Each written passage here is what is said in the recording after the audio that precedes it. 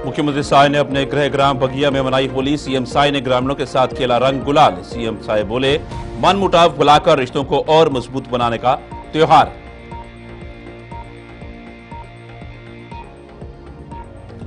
ED दफ्तर नहीं जाएंगे भूपेश के बेटे चैतन्य। भूपेश बघेल बोले, कोई नोटिस नहीं मिला है, नोटिस आएगा तो जरूर जाएंगे।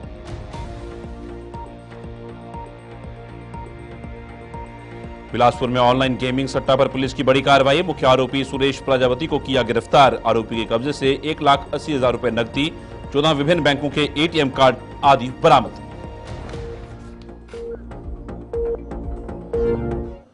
नमस्कार, छत्तीसगढ़ खास खबरें देख रहे हैं आप सब। मैं हूं आपके साथ साहिल केरनी। नजर डालेंगे कुछ खास और अहम खबरों के ऊपर।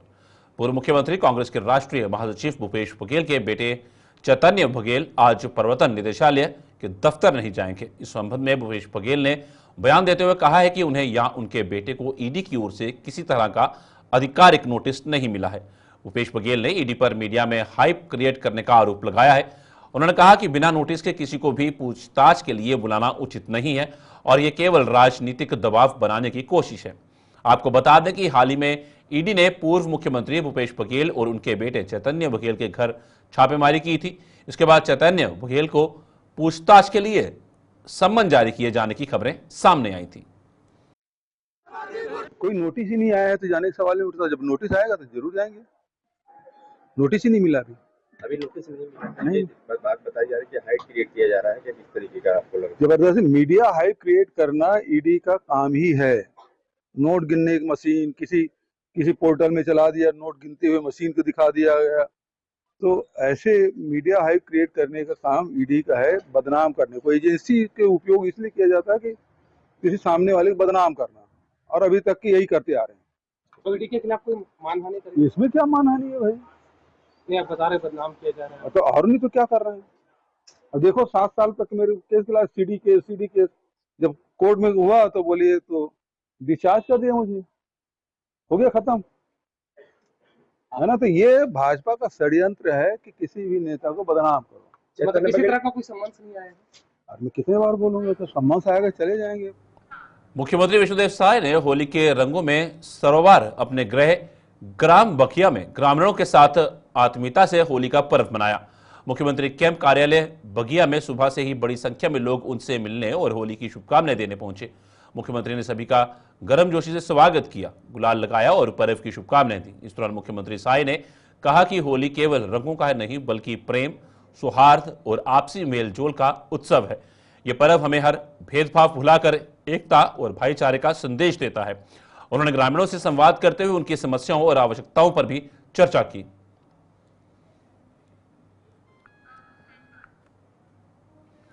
डिंडोरी स्थित अपने गृह ग्राम में केंद्रीय राज्य मंत्री तोखन साहू ने होली के जश्न में फाग गीत गाया और टोली के साथ नृत्य किया और खुद नगाड़ा बजाते नजर आए। यह उनका अनोखा अंदाज था, जिसे देख सभी ग्रामीणों ने उनका स्वागत किया और एक साथ होली खेली। साहू ने ग्रामीणों के साथ रंग गुलाल में सरोवर होकर होली का पर्व मनाया और एक दूसरे को शुभकामनाएं दी। इस दौरान तोखन साहू ने कहा कि होली का ये पर्व आपसी प्रेम, भाईचारे और हमारी सांस्कृतिक विरासत को सहेजने का प्रतीक है। उन्होंने ये भी कहा कि हम अपने पूर्वजों की परंपराओं को निभाते हुए नगाड़े की धुन पर होली मना रहे हैं। यह त्योहार हमें एकता, सौहार्द का संदेश देता है।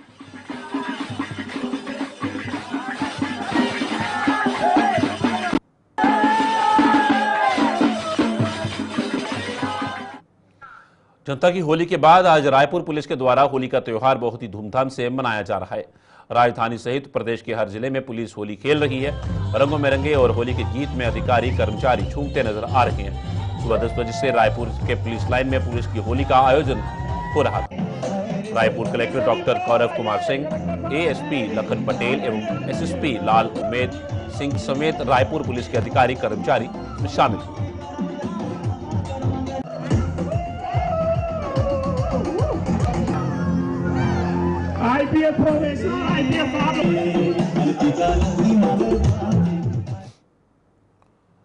छत्तीसगढ़ के बालोद जिले में एक अनोखा मंदिर बनाया जा रहा है, जो न केवल धार्मिक महत्व का केंद्र होगा बल्कि समाज सेवा का भी एक अद्वितीय उदाहरण पेश करेगा। 64 योगिनी मंदिर का निर्माण प्रसिद्ध नाड़ी वैद्य वीरेंद्र देशमुख के नेतृत्व में किया जा रहा है। ये मंदिर न केवल धार्मिक अनुष्ठानों का केंद्र होगा, बल्कि अनाथ बच्चों, बुजुर्गों और मानसिक विक्षिप्त लोगों के लिए एक आश्रय स्थल के रूप में भी कार्य करेगा। इस मंदिर की विशेषता यह है कि यहाँ दान पेटी नहीं होगी और भक्तों को बिना शुल्क के भंडारे में खाना खिलाया जाएगा। ये सब लोगों की जन सहयोग से संभव हो पाएगा। 64 योगिनी मंदिर का धार्मिक महत्व भी बहुत अधिक है। कहा जाता है कि इस मंदिर में ध्यान का अच्छा योग बनता है और यहाँ साधना करने से आध्यात्मिक लाभ प्राप्त होता है। यह मंदिर न केवल छत्तीसगढ़ बल्कि पूरे भारत के लोगों के लिए आस्था का केंद्र बनेगा और यहाँ लोग साधना करने आएंगे। 64 योगिनी माता मंदिर विश्व प्रसिद्ध मंदिर बनेगा यहाँ लिमोरा में, और हमारे परम पूज्य गुरुदेव के संचालन में, मार्गदर्शन में यह मंदिर का निर्माण किया जा रहा है। और ये ऐसा मंदिर रहेगा जिसमें कोई दान पेटी नहीं रहेगा, और जो भी यहाँ भक्त आएंगे श्रद्धा से अब दर्शन करेंगे और जाएंगे। यहाँ कहीं किसी प्रकार की दान का पेटी नहीं रखा जाएगा। जैसे अन्य मंदिरों में रखते हैं वैसा यहाँ दान का पेटी नहीं रहेगा। और ये मेरे समझता हूँ कि मैं तो सुना नहीं हूँ कहाँ मंदिर है 64 योगिनी माता का, तो मुझे लगता है कि ये प्रथम 64 योगिनी मंदिर यहाँ लिमोरा में हमारे छत्तीसगढ़ में बालोद जिला में बन रहा है। और इसका लाभ, इसका दर्शन हमारे क्षेत्र के भक्तजनों को मिलेगा। तौर पर स्वामी जी ने साफ स्पष्ट निर्देश दिया कि मुझे पैसा कुछ नहीं चाहिए। उसके बाद भी गांव के लोग खास करके माताएं और बहनें चावल, दाल और पैसा। खबरों का सिलसिला यूं चलता रहेगा। फिलहाल रुकेंगे थोड़े से ब्रेक के लिए। ब्रेक के बाद एक बार आपका स्वागत है। फिर से बढ़ते हैं आगे। बिलासपुर में ऑनलाइन गेमिंग सट्टा पर पुलिस की बड़ी कार्रवाई हुई है। एसीसी-यू व सरकंडा पुलिस की संयुक्त कार्रवाई में मुख्य आरोपी सुरेश प्रजापति को गिरफ्तार किया गया है। इसके साथ ही पुलिस ने आरोपी के कब्जे से 1,80,000 रुपए की नकदी, 14 विभिन्न बैंकों के एटीएम कार्ड आदि बरामद किए हैं, जिनमें लाखों रुपए के ऑनलाइन सट्टा का हिसाब किताब दर्ज है। इस कार्रवाई के पीछे पुलिस अधीक्षक बिलासपुर के निर्देश हैं, जिन्होंने शहर में बढ़ते साइबर फ्रॉड को लेकर रेंज स्तर पर कार्रवाई करने के लिए सख्त निर्देश दिए हैं। मुखबिर की सूचना पर यह कार्रवाई की गई है।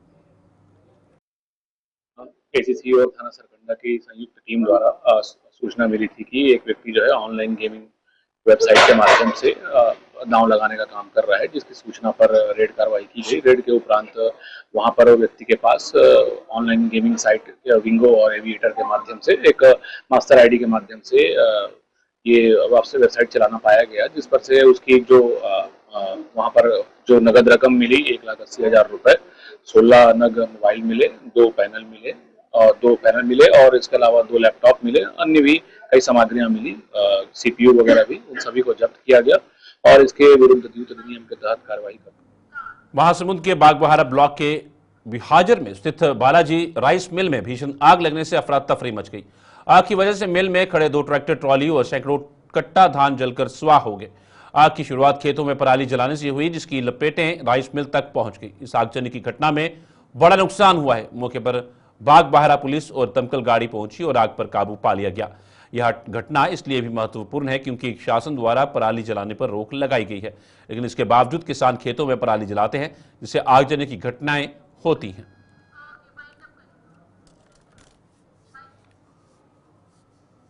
गुलस्तान में खबरों का सिलसिला चलता रहेगा। फिलहाल छत्तीसगढ़ी खास खबरों में इतना ही। दीजिए इजाजत, नमस्कार।